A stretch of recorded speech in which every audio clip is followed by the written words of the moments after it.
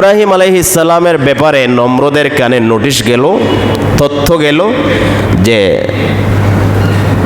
একজন যুবক আমাদের সমাজে তিনি আমাদের মূর্তিকেও মানেন না, নমরুদ বাদশাকেও রব হিসাবে মানেন না। নমরুদের কাছে যখন এই তথ্য গেছে, সে সাথে সাথে রাগে ফেটে পড়ছে, এক্ষুনি ইব্রাহিমকে আমার প্রাসাদে নিয়ে আসো। ইব্রাহিম আলাইহিস সালামকে ধরে নিয়ে আসা হলো। আসার পরে ইব্রাহিম আলাইহিস সালামকে প্রথম প্রশ্ন নমরুদ করছে যে তোমার উপাস্যকে, রবকে, তোমার রবকে?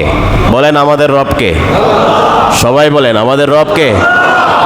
ইব্রাহিম আলাইহিস সালাম আল্লাহ না বলে তিনি বলছেন রব্বিয়াল্লাযী ইউহয়ী ওয়া ইউমীত, আমার রব হচ্ছেন তিনি যিনি জীবন দেন আবার জীবনের পরে মৃত্যু দান করেন। ঠিক না বলেন? আমার রব যিনি আমাদেরকে জীবন দান করেন, আবার জীবনের এক পর্যায়ে আবার আমাদেরকে মৃত্যু দান করেন। এই জবাব শুনে নমরুদ বলে আনা উহয়ী ওয়া উমীত, আমিও তো জীবন দেই, মৃত্যু দেই। কি দেই? আমিও জীবন দেই, আমিও মৃত্যু দেই। ইব্রাহিম আলাইহিস সালাম বলে এটা আবার কিভাবে? দেখবা, জেলখানা থেকে এক লোককে ধরে নিয়ে আসছে, 2 দিন পরে তার ফাঁসির কার্যকর হবে। সে বলছে এই যে তার ফাঁসি নির্ধারিত, 2 দিন পরে তার ফাঁসি কি হলো না, কায়েম হলো না, কিন্তু আমি একে নিষ্কলুষ খালাস করে দিলাম, যাও তুমি মুক্ত। এই যে মৃত্যুর পদযাত্রী একজন ব্যক্তিকে আমি হায়াত দিলাম,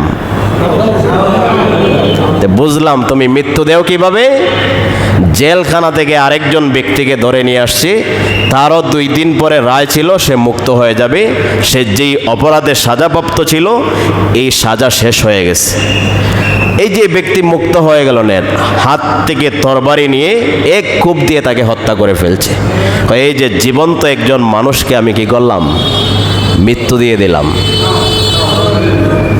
এই যে আমি জীবন দিলাম, এই যে আমি মৃত্যু দিলাম। ইব্রাহিম আলাইহিস সালাম সাথে সাথে বললেন ফাইন্নাল্লাহা ইয়াতি বিশ-শামসি মিনাল মাশরিক ফাতি বিহা মিনাল মাগরিব, আমার আল্লাহ রাব্বুল আলামিন প্রত্যেক দিন পূর্ব আকাশে সূর্য উদিত করেন। তুমি যদি বাস্তবে রব হয়ে থাকো, আগামীকাল পশ্চিম দিক থেকে সূর্য উঠাইও। পারবো নমরুদের বাবা? কথা বলেন পারবো? যে আমার রব প্রত্যেক দিন পূর্ব আকাশ থেকে সূর্য উদিত করেন। তুমি যদি বাস্তবে উপাস্য হয়ে থাকো, রব হয়ে থাকো, তাহলে আগামীকালকে পশ্চিম দিক থেকে সূর্য ওঠাও। এখানে মুফাসসিরিনে কেরাম বলছেন, তার যদি জ্ঞান থাকতো তাহলে সে বলতো যে প্রত্যেক দিন পূর্ব দিক থেকে যে সূর্য ওঠে এটা তো আমি করি, বলতে পারতো।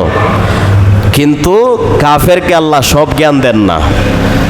সে এই কথা যখন বলছেন ইব্রাহিম, ফাবুহিতাল্লাযী কাফার, আল্লাহ বলেন নমরুদ কাফেরের জবান একেবারে বন্ধ হয়ে গেছে।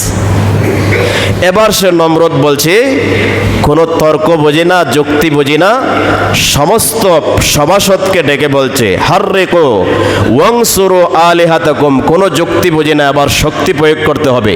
আমাদের ধর্মকে যদি টিকিয়ে রাখতে হয়, আমাদের উপাস্য মূর্তিদেরকে যদি টিকিয়ে রাখতে হয়, ইব্রাহিমের সাথে কথা বললে হবে না। এক্ষুনি তোমরা কি করো, অগ্নিকুণ্ড প্রস্তুত করো, ইব্রাহিমকে আগুনে জ্বালিয়ে দাও। ইব্রাহিমকে কি করো, আগুনে জ্বালিয়ে দাও। ইব্রাহিম আলাইহিস সালাম, লম্বা ঘটনা আমরা জানি। ইব্রাহিম আলাইহিস সালামকে যখন অগ্নিকুণ্ডে নিক্ষেপ করা হবে, আগুনের কাছে নিয়ে যাওয়া হচ্ছে, ইব্রাহিম আলাইহিস সালাম একটি দোয়া পড়েছেন, হাসবুনাল্লাহ ওয়া নি'মাল ওয়াকিল, আমার জন্যে আল্লাহই যথেষ্ট। ঠিক কিনা বলেন? আমাদের জন্যে, জোরে বলেন আমাদের জন্যে। ওয়া নি'মাল ওয়াকিল, তিনি কতই না উত্তম অভিভাবক। ছোট্ট একটি দোয়া, আপনি যে কোনো মুসিবতে পড়েন এই দোয়াটা পড়বেন। ইব্রাহিম আলাইহিস সালামকে যেরকম এই দোয়ার বিনিময়ে অগ্নিকুণ্ড থেকে আল্লাহ বাঁচিয়ে দিয়েছিলেন, হাদিসে বলা হচ্ছে এই দোয়া যদি কোনো মুসিবত প্রাপ্ত ব্যক্তি দোয়া করতে থাকে আল্লাহ তাকেও বাঁচিয়ে দিবেন। শেষ পর্যন্ত ইব্রাহিম আলাইহিস সালামকে অগ্নিকুণ্ডে নিক্ষেপ করা হলো।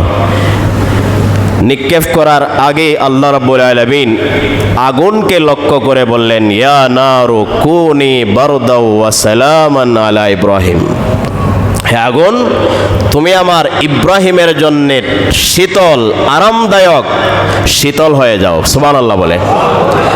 এখানে মুফাসসিরে কেরাম বলছেন দুইটি কথা।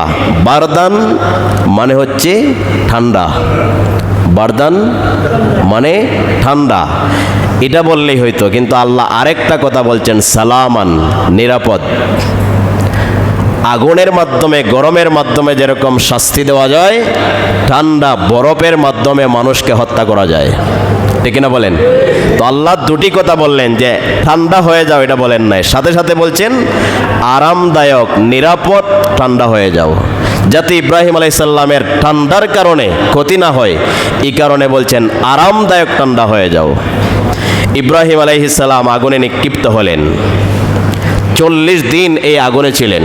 কয়দিন? জোরে বলেন কয়দিন? 40 দিন এই আগুনে থাকার পরে নমরুদ আসন বসাইছে অনেক দূরে। ইব্রাহিম আলাইহিস সালাম কিভাবে জ্বলে পড়ে সারখার হয়ে যান এটা দেখার জন্যে।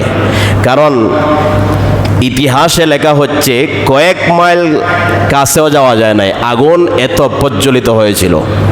এই কারণে সে অনেক উপরে একটা আসন বসাইছে, ইব্রাহিম আলাইহিস সালাম কিভাবে জ্বলে পড়ে সারখার হয়ে যান এই দৃশ্য দেখার জন্যে।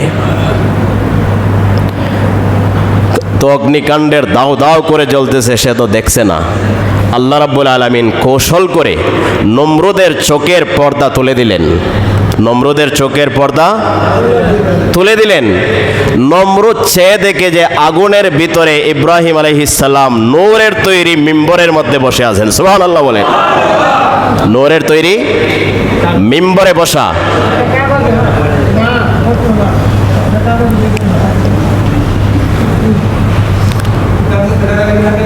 ইব্রাহিম আলাইহিস সালামকে যখন দেখলো যে আমি এত কঠিন অগ্নিকাণ্ড প্রজ্বলিত করলাম, কিন্তু ইব্রাহিম দেখা যায় আসনে বসা, নমরুদ রেগে ফেটে পড়ছে, আগুনকে ধমক দিচ্ছে যে হে আগুন, তোমার কি জ্বালানি ক্ষমতা ধ্বংস হয়ে গেছে? আল্লাহ আগুনের জবান খুলে দিলেন। আগুন বলছে, হে নমরুদ বাদশা, আমার জ্বালানোর ক্ষমতা আছে কিনা তুমি একবার আমার ভিতরে এসে দেখো। ঠিক না বলেন? কে ঠান্ডা বানিয়ে দিছেন? লম্বা কথা, দীর্ঘ 40 দিন ছিলেন অগ্নিকুণ্ডে। থাকার পরে ইব্রাহিম আলাইহিস সালাম 40 দিন পরে আগুন থেকে বের হয়ে আসলেন নিরাপদে। ইব্রাহিম আলাইহিস সালামকে জ্বালাবো তো দূরের কথা, ইব্রাহিম আলাইহিস সালামের একটি পশমও জ্বলে নাই, একটা পশমও জ্বালাতে পারে নাই। 3 নম্বর পরীক্ষা ইব্রাহিম আলাইহিস সালামকে করা হয়েছে। এটাও লম্বা ঘটনা। ইব্রাহিম আলাইহিস সালাম প্রত্যেকটি ঘটনায়, প্রত্যেকটি পরীক্ষায় সফলতার সাথে উত্তীর্ণ হয়েছেন। আল্লাহ রাব্বুল আলামিন বিনিময়ে ইব্রাহিম আলাইহিস সালামকে কি করলেন? আল্লাহ বলেন, আমি ইব্রাহিমকে গোটা জগতের ইমাম, নেতা বানিয়ে দিয়েছি। আগেই বলছিলাম ইহুদি খ্রিস্টান সবাই ইব্রাহিম আলাইহিস সালামকে নেতা হিসাবে মেনে নিয়েছে। আমাদের নবীর নাম ইহুদিরা শুনতেও পারে না, খ্রিস্টানরা সহ্য করতে পারে না, কিন্তু ইব্রাহিম আলাইহিস সালামের নাম শোনার সাথে সাথে তারা নত হয়ে যায়। কি হয়ে যায়? নত হয়ে যায়। ইব্রাহিম আলাইহিস সালাম, আল্লাহ বলেন, আমার খলিল ইব্রাহিমকে আমি কঠিন পরীক্ষা নিয়েছি। প্রত্যেকটা পরীক্ষার মধ্যে আমার খলিলুল্লাহ ইব্রাহিম সফলতার সাথে উত্তীর্ণ হয়েছেন। বিনিময়ে আল্লাহ রাব্বুল আলামিন মহা পুরস্কারে আমি তাকে সম্মানিত করেছি। আমি তাকে বিশেষ মর্যাদা গোটা পৃথিবীর মানুষের মধ্যে দান করেছি। তার তাওহীদের পক্ষে দাঁড়ানোর কারণে আমি ইব্রাহিম আলাইহিস সালামের বংশে হাজার হাজার নবী প্রেরণ করেছি। এবং শেষ নবী মুহাম্মদ আরবি সাল্লাল্লাহু আলাইহি সাল্লাম, তিনিও এসেছেন ইব্রাহিম আলাইহিস সালামের বড় ছেলে ইসমাইল আলাইহিস সালামের বংশে।